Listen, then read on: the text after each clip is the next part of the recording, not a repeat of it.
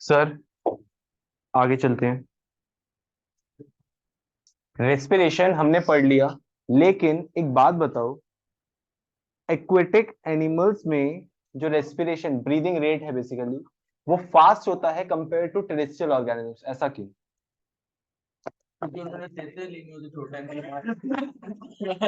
अरे थोड़े टाइम के लिए बाहर आना होता है। बोलो।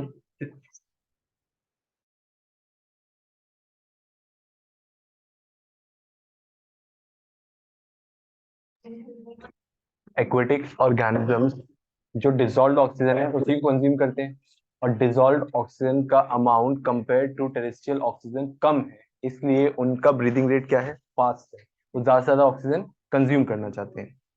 तो ठीक है, respiration in aquatic organisms, the rate of breathing in aquatic organisms is much faster than terrestrial organisms, sir, because the amount of dissolved oxygen is fairly low as compared to the amount of oxygen in air. तो ठीक है, okay. Next हमारा क्या है? Circulation. उससे पहले एक organ, sir क्या? डायफ्राम। डायफ्राम क्या है? मस्कुलर पोर्शन है जो आपकी थोरेसिक कैविटी को, partition between thorax and abdomen. Thoracic cavity जहां पे आपके लंग्स प्रेजेंट है, एब्डोमेन जो आपका स्टमक वाला एरिया है, उन दोनों को डिस्टिंग्विश करता है। It forms the base of the chest cavity and helps in breathing. Sir respiratory pigment के बारे में आपने सुना हुआ है कुछ? आपकी बॉडी में रेस्पिरेटरी पिगमेंट है कोई? हाँ सर। सर क्या? हीमोग्लोबिन, जो कि बेसिकली गैसेस ट्रांसपोर्ट करने में हेल्प करता है। हीमोग्लोबिन तीन चीजों से बाइंड हो सकता है sir, carbon monoxide, oxygen and carbon dioxide. सबसे ज्यादा एफिनिटी इसकी किसकी तरफ है? कार्बन मोनोऑक्साइड, उसके बाद ऑक्सीजन, उसके बाद कार्बन डाइऑक्साइड। मतलब अगर आपके एनवायरनमेंट में तीन चीजें हैं, कार्बन मोनोऑक्साइड भी है, ऑक्सीजन भी है और कार्बन डाइऑक्साइड भी है, तो हीमोग्लोबिन सबसे पहले किसके पास जाएगा? कार्बन मोनोऑक्साइड के पास। अगर आपके एनवायरनमेंट में तीनों चीजें हैं तो हीमोग्लोबिन सबसे पहले किसके पास जाएगा? कार्बन मोनोऑक्साइड के पास। अगर कार्बन मोनोऑक्साइड नहीं है फिर किसके पास जाएगा? O2 के पास। अगर O2 भी नहीं है उसके बाद क्या जाएगा? CO2। इसका एग्जाम्पल क्या है? पहले आपकी अप्रोच होती है कि ऐश्वर्या राय मिल जाए, फिर वो भी नहीं मिलती, स्कूल की लड़की मिल जाए, फिर उसके बाद वो भी नहीं मिलती, लड़की मिल जाए और जिंदा मिल जाए। उस तरीके से ये फ्लो करता है।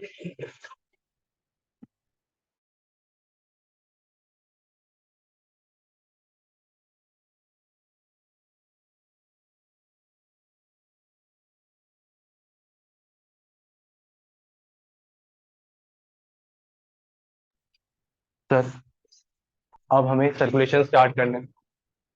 अब हमें सर्कुलेशन स्टार्ट करना है। सर सर्कुलेशन में होगा क्या? आपने न्यूट्रिशन में फूड कन्वर्ट किया था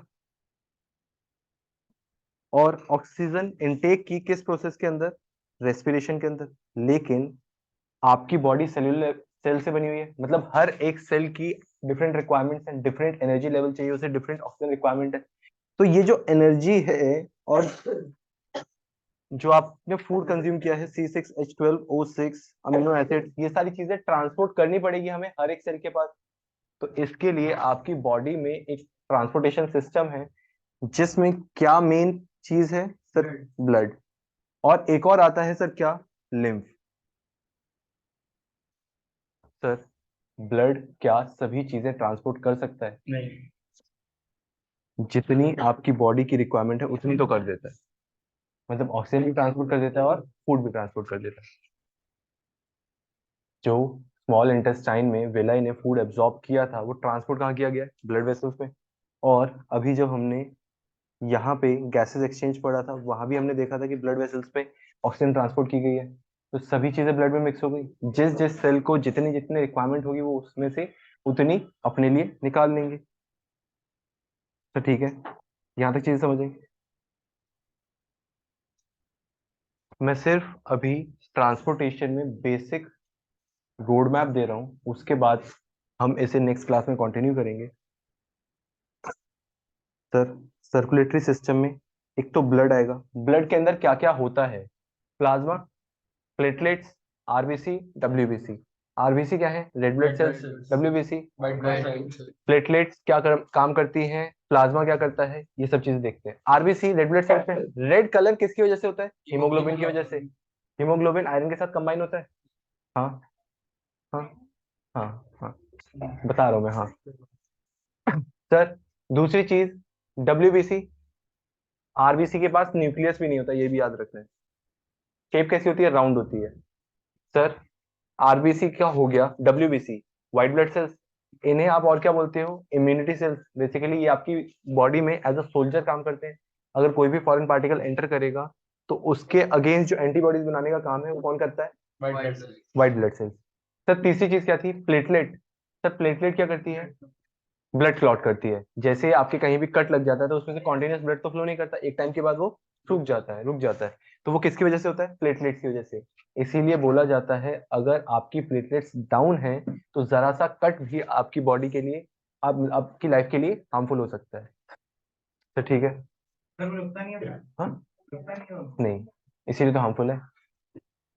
फिर आपकी बॉडी से सारा ब्लड लॉस हो जाएगा, उसके बाद आप जिंदा। सर, आरबीसी, डब्ल्यूबीसी, प्लेटलेट्स हो गई, और ये तीनों चीजें किसके अंदर होती हैं? प्लाज्मा के अंदर। सर, ब्लड वेसल्स दो टाइप की हैं। सर, आर्टरीज और वेन्स। तीसरी और आ जाती है, कैपिलरीज। सर, आर्टरीज क्या करती हैं? वेन्स डीऑक्सीजनेटेड ब्लड कैरी करती हैं, और कैपिलरीज क्या करती हैं? छोटे छोटे सेल्स तक ब्लड का ट्रांसपोर्टेशन। मतलब आर्टरीज और वेन्स डिवाइड होती हैं, बाइफरकेट होती हैं किसमें? कैपिलरीज में, ताकि हर एक सेल तक चीजें पहुंचाई जा सके। सर, इससे ज्यादा हमारे सर से ऊपर चला जाएगा। नेक्स्ट क्लास में इसे कंटिन्यू करेंगे। यहाँ तक के टॉपिक के जितने भी एमसीक्यूज हैं, लॉन्ग क्वेश्चंस हैं, शॉर्ट क्वेश्चंस हैं, वो जाके रिवाइज कर लेते हैं।